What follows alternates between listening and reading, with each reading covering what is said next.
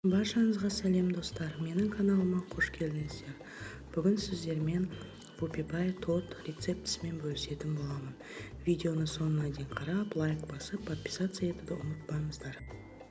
Ыдысқа 4 жұмыртқамызды жарамыз.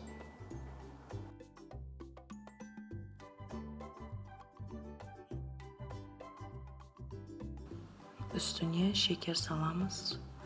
5 минут миксерлейміз, аппақ масса болғанша.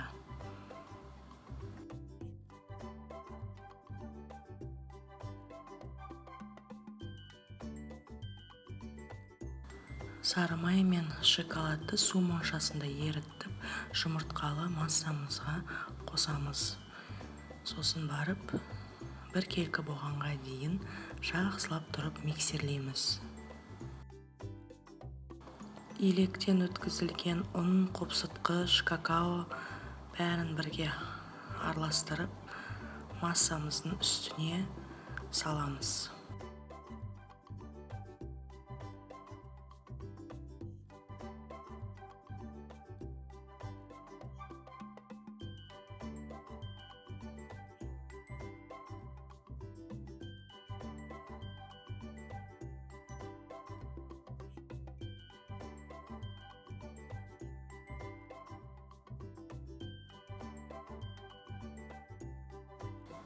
Қамырымызды бір келкі болғанға дейін 5 минут миксерлеп шығамыз.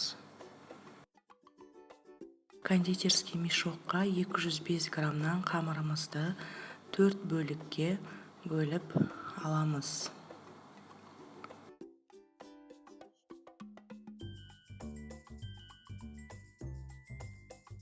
Мен 23 диаметр қылып пергамент қағазын алдын ала сызып алдым.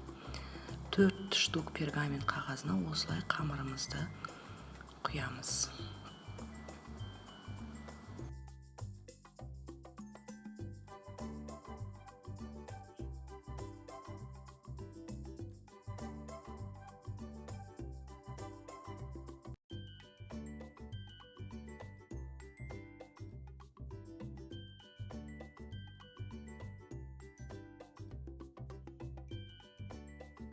Он 15 минутта коржды пісіріп аламыз 150-160 градуста қызып тұрған пеште.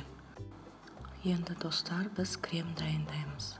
Ыдысымызға 500 грамм сливкимізді миксермен жақсылап тұрып араластырып аламыз.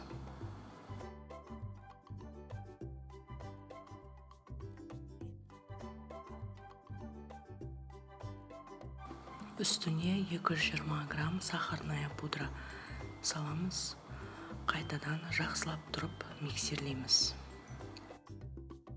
Енді креміміздің үстіне 850 грамм творожный сыр саламыз.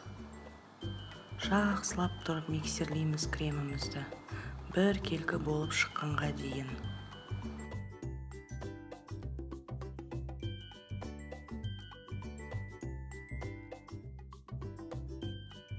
Біздің креміміз дайын болды.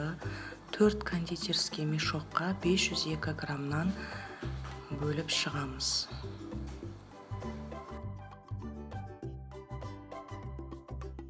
Коржымызды терісінен қарай қоямыз.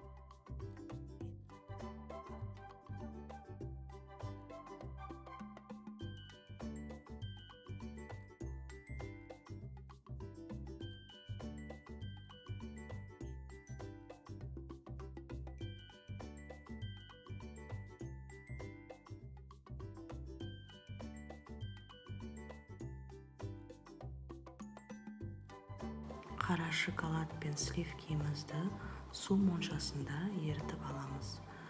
4-ші коржды бетімен қарай қоямыз.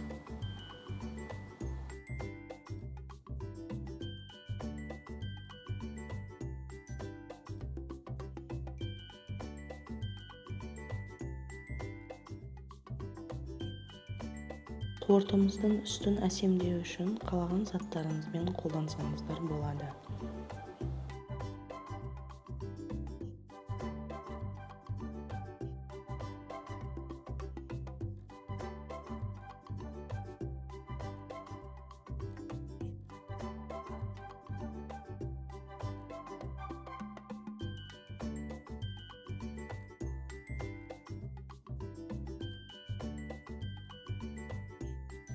Тоңазытқышқа 2 сағатқа салып қоямыз. Міне достар, біздің вопипай тортымыз дайын болды. Өте дәмді болып шықты.